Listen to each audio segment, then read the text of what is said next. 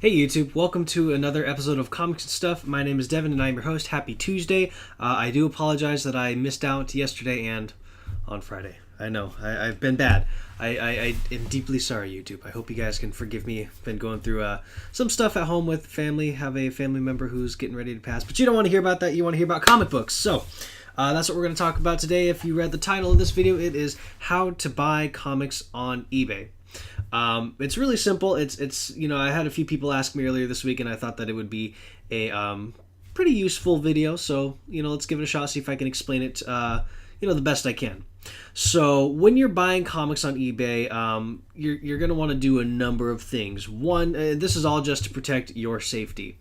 One thing that I would recommend just as a footnote is I like to buy graded books as opposed to ungraded books if it's for my personal collection, because when a book is graded, that grade, it's already slabbed. It comes in a guaranteed condition.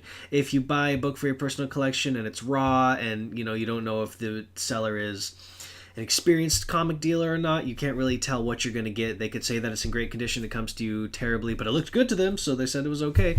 So one thing I would always recommend is if you're buying for your personal collection, make sure that you get a graded book, or you buy from a dealer who has excellent feedback from their customers. If it's for like flipping a book, just make sure you get a good deal if it's raw or not, and then fix it up. But anyways, so one of the first things that I like to do when I am purchasing a comic book on eBay is check the seller ratings. So to check the seller ratings, say that you're on the page, for the book, and you look on the right corner, see a little box, and you'll see the seller's name highlighted, and then a little, in parentheses, like a little number. So those are the seller ratings. It'll also just say 100% or 55% or 82% or whatever. That's all calculated. So click on the number of that's next to the name. That's how many people have left feedback for them, and just kind of skim through the feedback. Click on the button that says feedback as seller, and see what people are just saying about them. And just kind of read through, make sure that things are cool, make sure that, no sketchy reviews come on saying, well, this guy said he would send me a book, but I ended up getting a box of pens, and he, never gave me my money back or contacted me, had to call eBay, to get it fixed. So you want to make sure that you see nothing like that in a seller's, reviews. Sorry, I have some of these written down. So check out what else they have for sale. Also, so again, go to the item and go back to that little box, and then instead of clicking on the number, click on the seller's name. It'll pull up a kind of like a preview window of their profile. It'll have their photo and like a few items they have for sale on the bottom and a little blurb about them. So click on the button that says see all items and just take a look at their store. If you're trying to buy a comic book and they only have one comic book, but they do have a thing for antique plates, chances are that person doesn't quite know a lot about the comic book, but they would have a lot of knowledge about antique plates. But if it's all comic books, then hey, you might be on the right track of getting somebody who's knowledgeable about what they're selling and can probably give you a good deal. Unless you want to like lowball it and find somebody who is an expert in plates and not comics and buy their comic for super cheap, but then you wouldn't know if it's going to be in a good condition or not. So it's totally at your own risk. That is one thing about eBay. Everything is at your own risk. eBay customer care is pretty good about getting issues resolved and making sure that people aren't shady buttholes on eBay, but it does occasionally happen. It's happened to me before, and you just live and learn. In any case, moving on. So after you see their ratings, check what they have for sale. You also want to look at all the options.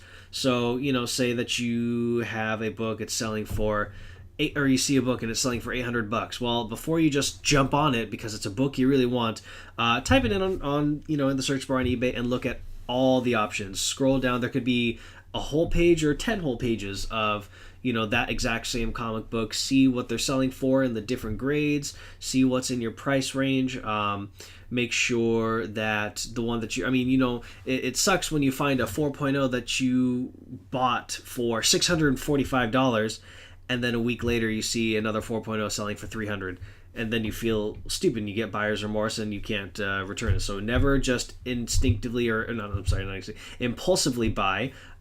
Make sure that you weigh out all of your options, look at all the options, wait a little bit, not too long, because then you could lose the item, but wait just a little bit, see if something else pops up. And that always helps, and then scrutinize the pictures that are on the listing. So hopefully, if this person is doing comic books right, they have listed a ton of pictures on the listing. So you'll want to take a look at each and every single picture, note every defect that you see. Even if they don't have it listed, make sure you note it, make sure you let them know. Speak to your seller. That's always a good option. Just communicate if you have questions or comments or concerns about the book before you purchase it.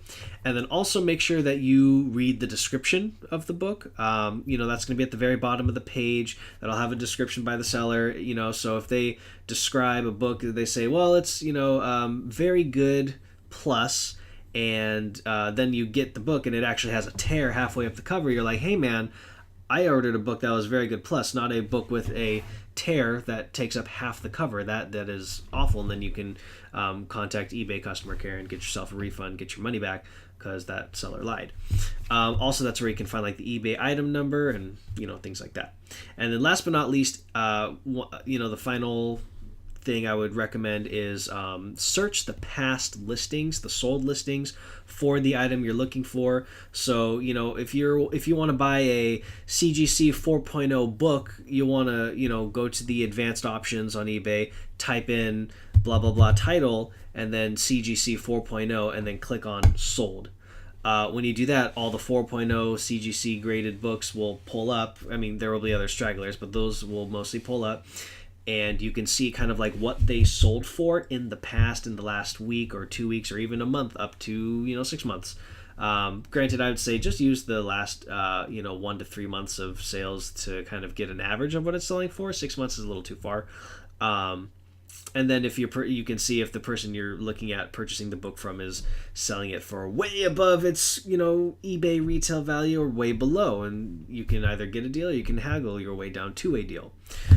All of these are really good tips and tricks just to kind of make sure that you protect yourself on eBay. Same thing with I digress. Sorry. I'm technically filming this at midnight. I've had an extremely long day, so thanks for bearing with me, YouTube. But anyways, yeah, I hope this video was helpful. I hope you guys enjoyed this. Take all those tips. Go buy your books on eBay if you decide to. There's other comic book, sale sites, of course, but this one is about eBay. And if you have any questions, just put it in the comments below. If you enjoyed this video, make sure that you hit the subscribe button right here, and make sure you check out my website for that weekly independent comic book review every Friday. And I guess now's a good time to announce that I have officially started my own podcast with my dear friend Steven, who lives down in Florida. We're calling it Cross Country Comics. You can find that on SoundCloud. I will put a link to that in the description. So you're set, YouTube. Thanks so much for tuning in, and I will see you guys Friday.